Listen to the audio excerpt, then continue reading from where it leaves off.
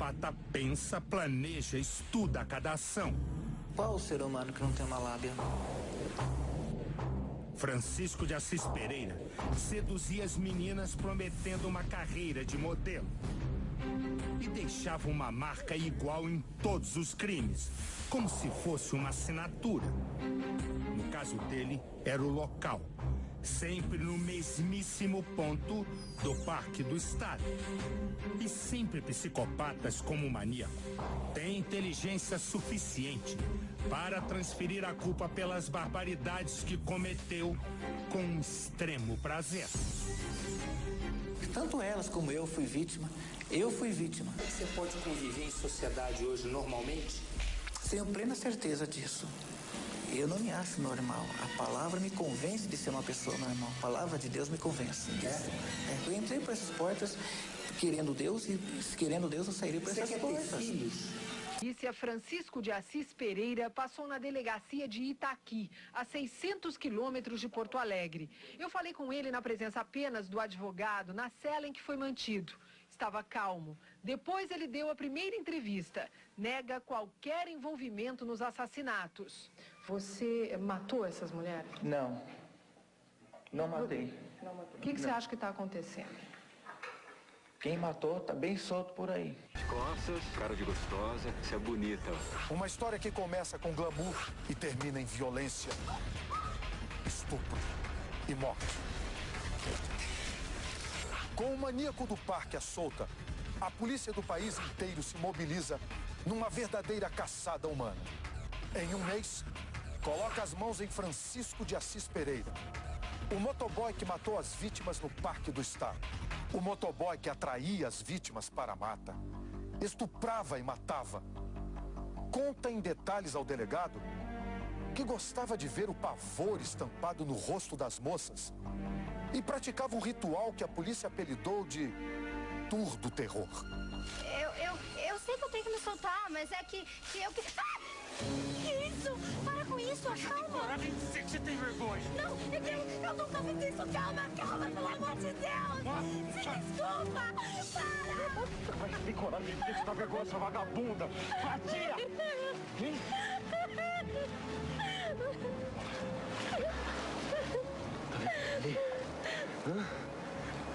É assim que você vai ficar, tá? É assim que você vai ficar.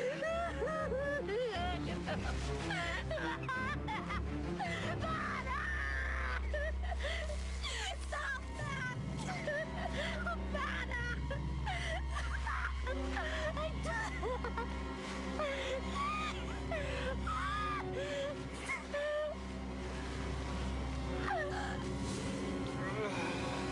Morre! Morre, sua burra! Morre, sua burra!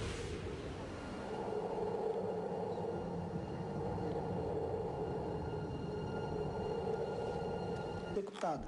Depois de ser caçado pela polícia e confessar a autoria dos crimes, em 1998, o maníaco do parque é denunciado pelo Ministério Público e aguarda o julgamento na prisão. Assassino confesso, ele vai a julgamento e a promotoria e defesa entram num impasse. Ele deve ser julgado como um louco ou um assassino frio? Esse sentimento ruim e vontade era mastigar o corpo. É uma coisa que me perturba até hoje. Prossiga.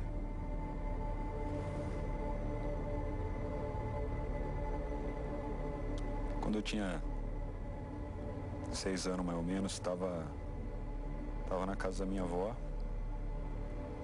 E lá estava minha tia Diva, né?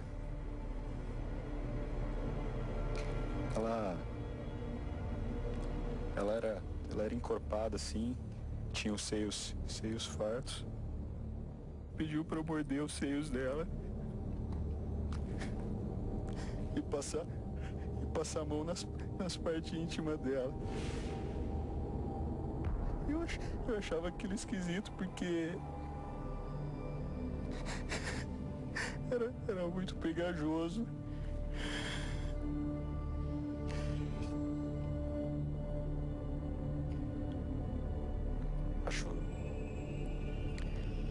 Acho que foi por disso que eu desenvolvi essa fixação por seios. Como o senhor agia quando entrava na mata com as mulheres? O senhor as estuprava antes de matar? O transtorno de personalidade antissocial é uma nomenclatura nova que se dá para o transtorno de personalidade que se caracteriza pela incapacidade de tolerar frustrações, a incapacidade de manutenção de vínculos afetivos e sociais razoáveis e interessantes para ambas as partes, e uma necessidade muito grande de atender às suas próprias necessidades, os seus próprios anseios, as próprias vontades, independente da vontade da terceira pessoa. E como o senhor atraía suas vítimas para o mato? Eu falava para elas que eu gostava de acampar e tinha um lugar bom para acampar no mato. Ele bateu, ele xingou demasiadamente. Eu poderia saber de que ele lhe xingou? De vadia. De vagabunda. E o que mais? Ele me disse...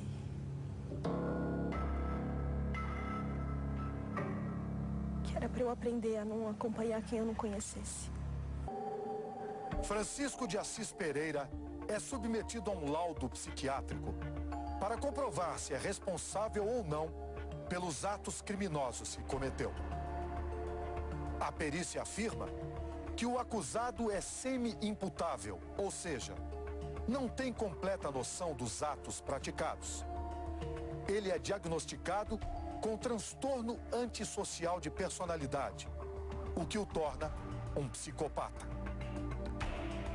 Porém, o doutor Paulo Vasques é categórico em afirmar que assinou tal laudo porque entendia a dificuldade em discutir o caso e temia que, se atestasse ser Francisco completamente responsável por suas ações, o laudo retornasse para a correção.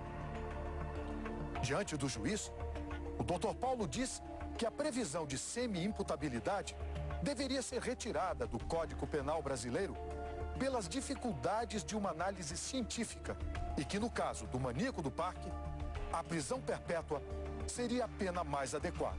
Porque se o Francisco retornar a viver em sociedade, fatalmente, eu não tenho dúvida alguma, ele voltará a matar.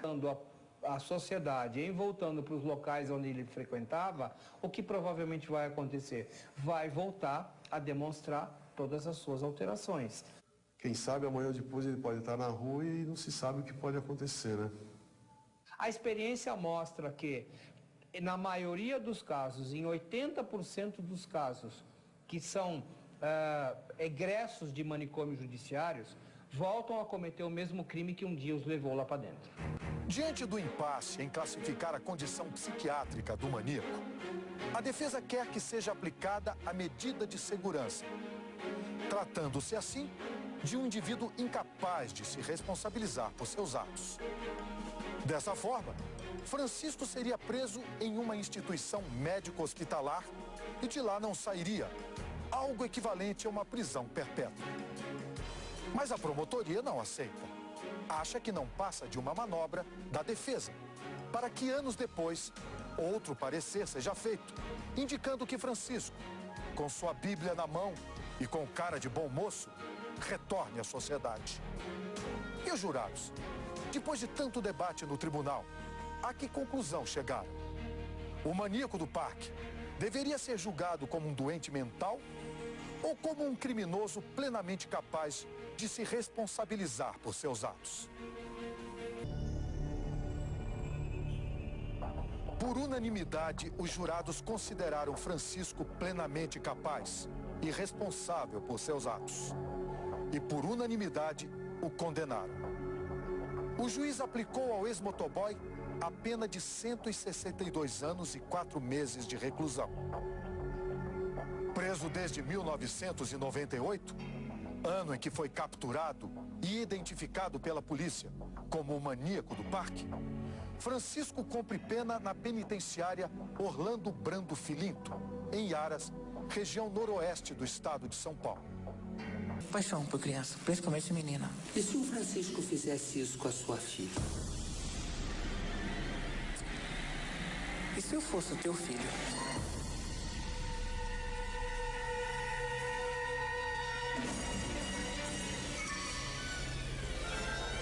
Os segundos em silêncio que fiquei foram simplesmente porque eu não tinha resposta.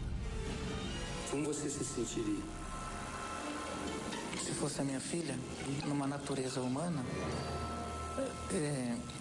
pelo lado no que eu vivo, no que eu creio, acredito hoje, eu perdoaria, se fosse do meu lado. Agora, pelo lado humano, eu não faço ideia. Esta foi a segunda vez que encontrei o maníaco do parque desde que acabou preso em 1998.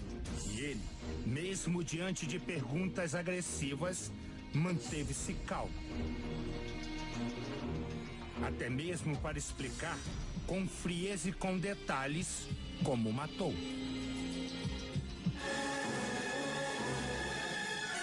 Qual foi a primeira vez que você sentiu a compulsão de violentar alguém, estuprar? Primeira vez que você levou alguém para a mata do estado? Eu estava no Ibirapuera, estava no parque do Ibirapuera, e já com os meus, acho que 28 para 29 anos, mas aconteceu com uma garota, né, chamada Pitucha. E aí? E aí acontecia o desejo, né, aquela forma maldita de querer pegar a pessoa, e o inimigo dentro, gerando dentro de mim, essa não escapa, se você levar ela, se ela falar assim, vou devorar ela viva. Não era nem a prática sexual, era uma coisa muito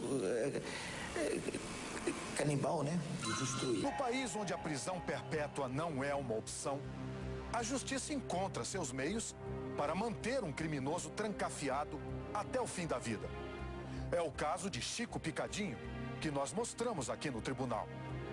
Diante de um laudo psiquiátrico, o juiz decidiu se deveria aplicar a medida de segurança, que mantém o preso sob custódia do Estado para tratamento psiquiátrico. Por isso, Chico está preso até hoje. Em outro caso parecido, do bandido da luz vermelha, que apresentaremos na próxima semana, a justiça fez exatamente o contrário. E 4 meses após ser posto em liberdade, ele foi assassinado depois de transformar o convívio social em pesadelo. O desejo da população em ver Francisco atrás das grades pode ter influenciado o diagnóstico de sua saúde mental. Afinal, se fosse considerado incapaz, seria internado no manicômio judiciário. Isso deixaria na população uma enorme sensação de impunidade. Mas ele foi considerado um psicopata sexual, o que garantiu sua condenação. Francisco satisfez uma de suas obsessões, que era ficar famoso, como prometer a seu chefe. Ganhou a fama, tornando-se o inesquecível maníaco do parque. A capacidade de seduzir uma vítima não ocorre apenas com pessoas lúcidas, mas também com quem tem inteligência suficiente para cometer um crime, mesmo sendo incapaz. Podemos afirmar que a capacidade de persuadir as vítimas do maníaco do parque nada mais era que um ato instintivo. Era um homem com instinto pré-histórico, na busca da caça. Loucura ou maldade? Essa é a resposta que a justiça brasileira deverá dar à população em 2028, quando Francisco de Assis Pereira tiver cumprido a pena máxima que a lei prevê: 30 anos de reclusão. A mesma justiça que mantém Chico Picadinho preso e que soltou o bandido da luz vermelha, irá decidir se o maníaco do parque poderá voltar a viver em sociedade. Boa noite.